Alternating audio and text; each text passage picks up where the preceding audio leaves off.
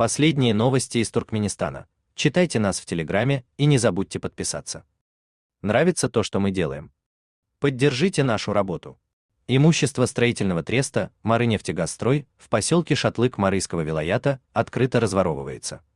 Трубы и другие стройматериалы из металла распродаются через популярный в Туркменистане сайт рекламных объявлений ТМ-Карс. Руководство, начиная с начальника треста, пилит бюджеты, зарабатывая на всем, на чем только можно, например, на фиктивном озеленении территории рядом с новой мечетью. В последнее время на сайте рекламных объявлений пользователи заметили выставленные на продажу материалы из железа и стали, трубы, уголки, швеллеры и цистерны, которые, по данным источников Turkmen News, украдены со складов треста. Точнее, пока не украдены. Фото продаваемых товаров сделаны прямо недалеко от треста. На заднем плане одного из снимков можно разглядеть КПП, от которого ведет дорога в трубные цеха. Состояние продаваемых материалов оставляет желать лучшего, в основном они ржавые, но все это еще можно использовать, например, в частном строительстве. Покупателям тут же, на месте, разрежут или распилят железные изделия на куски или листы нужного размера и формы. Цистерну, например, можно немного подлатать и использовать в сельском хозяйстве для хранения воды.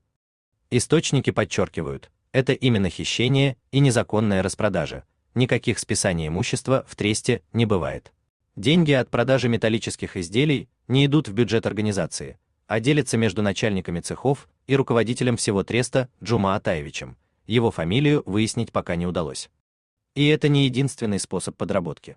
На протяжении 23 года в Шатлыке спешно достраивали новую мечеть и готовились к тому, что на открытие приедет сам президент Сердар Бердымухамедов, но в итоге визит главы государства так и не состоялся.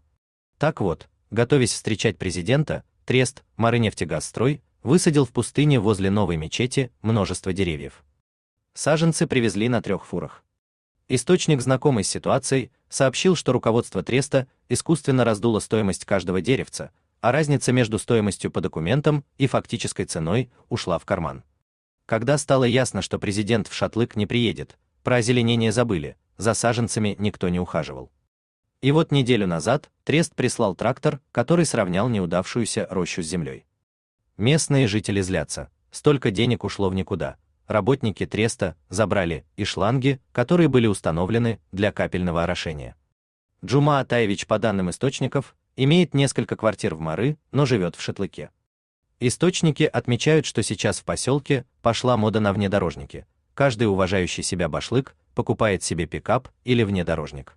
Вот именно в них и превращаются и имущество строительного треста, и деньги, выделяемые на озеленение. Хотите сообщить важную информацию? Пишите нам в секретном чате Телеграма. Мы никогда не раскрываем свои источники и гарантируем полную анонимность. Поддержите нас и нашу работу, если вам нравится то, что мы делаем.